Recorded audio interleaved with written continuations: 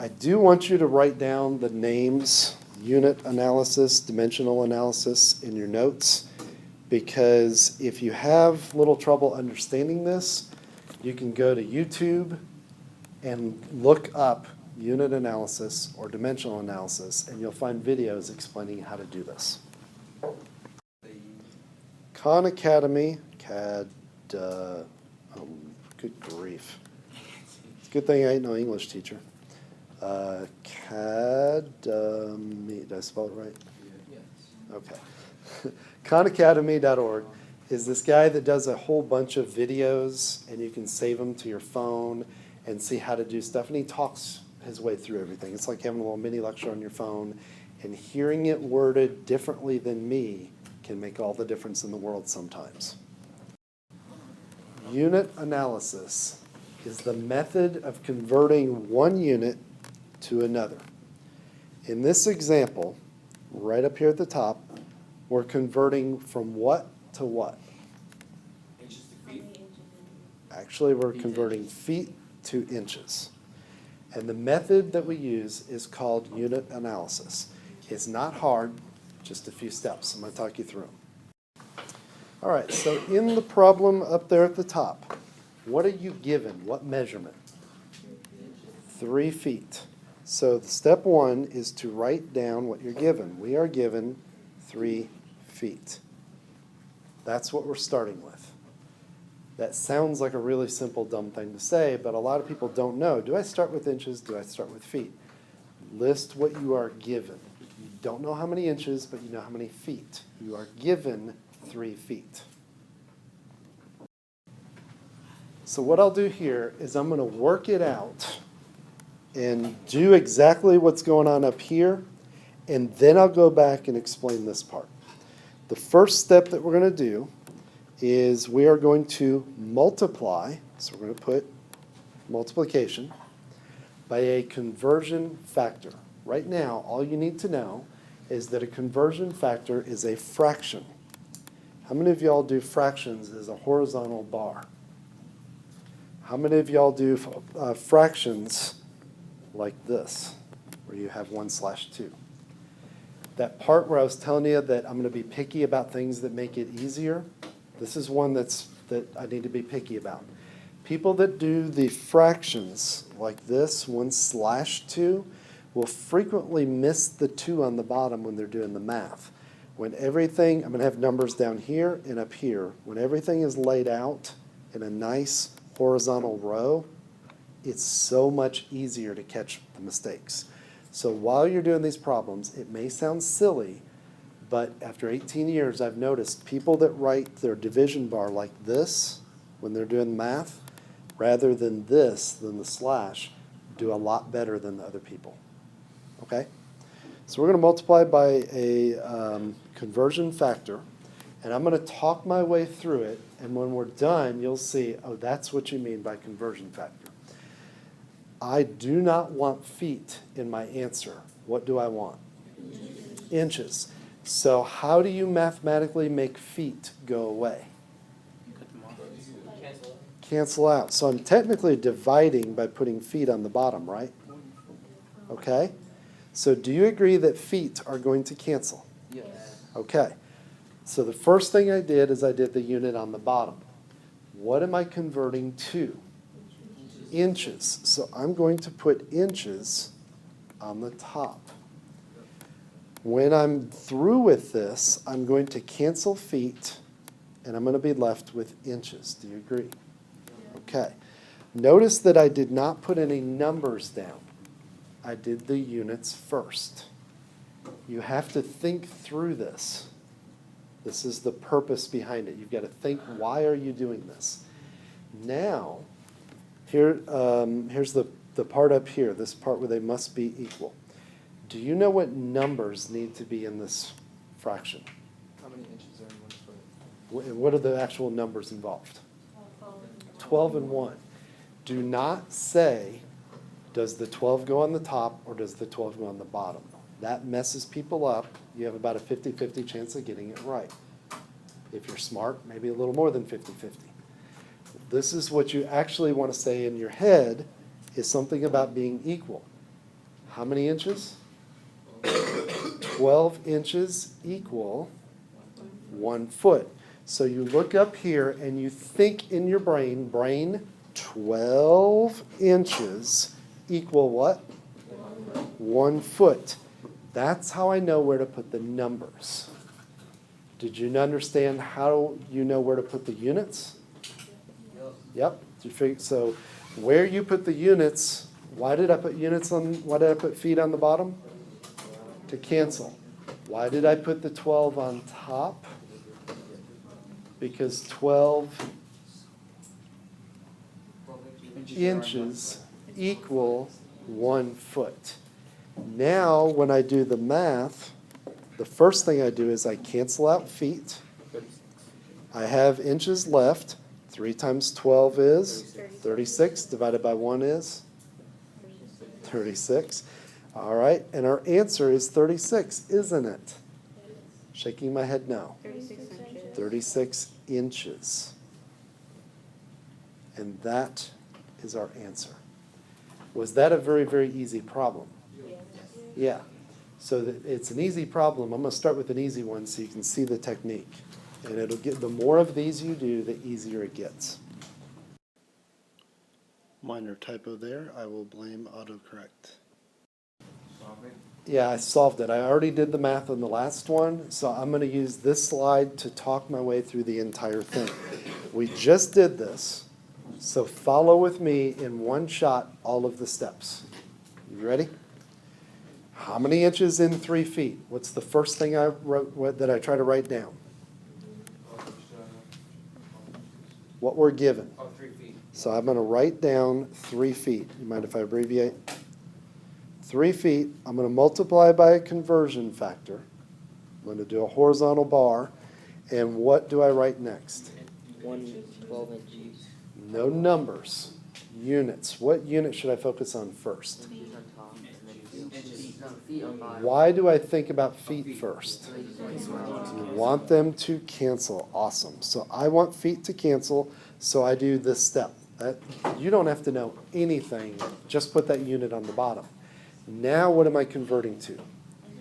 Inches. So now I can put inches on top. This is the dialogue that I'm speaking now. This is the dialogue that you should have when you're doing these word problems. Feet cancel, so I put them on the bottom. I want feet to cancel, so I put them on the bottom. I'm converting to inches, so I put them on top. Now there are numbers involved. Don't think top or bottom. Think equals. What equals what?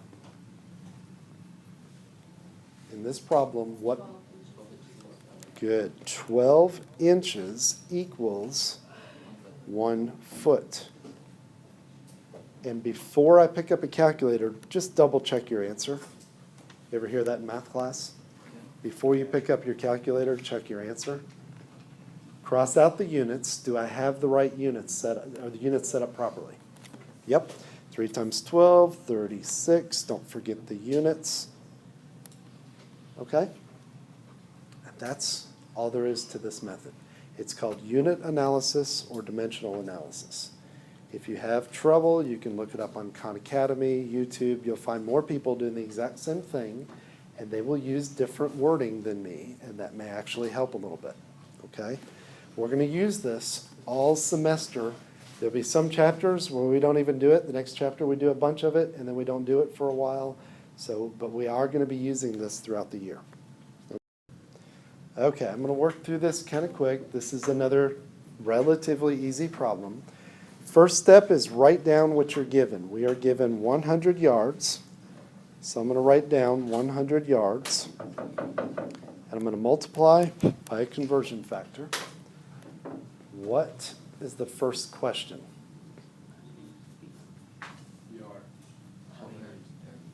How do I make yards go away?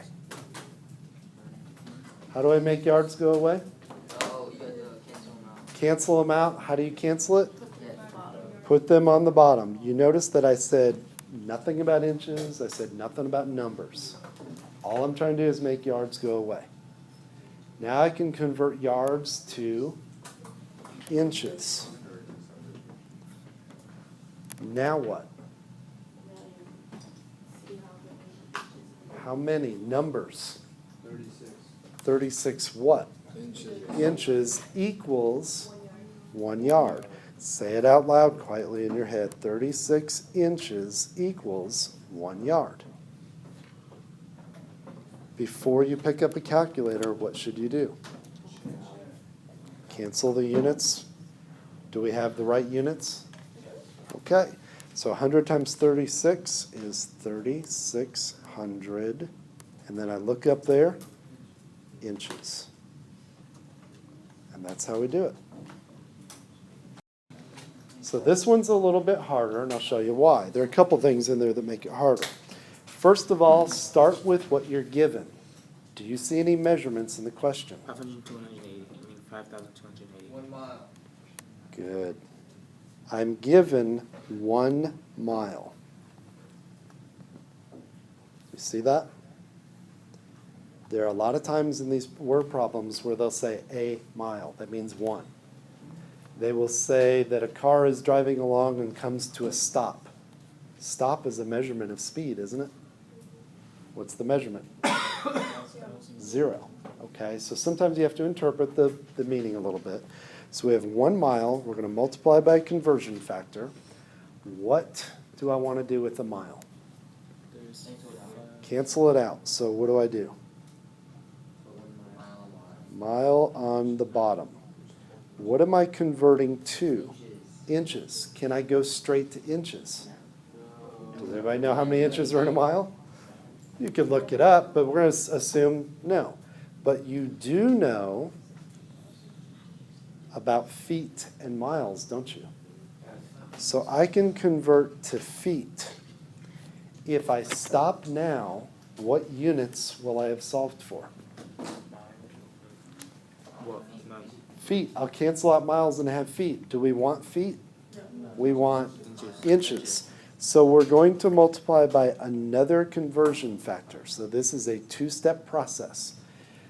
What did we, every time I wrote a conversion factor, what question did I ask? I didn't. What, I want something to cancel out. What do I want to cancel out now? Feet. So I put feet on the bottom. And now I can convert to inches. Now what? Numbers, right? Okay, but don't think 1 mile on the bottom. Think 1 mile equals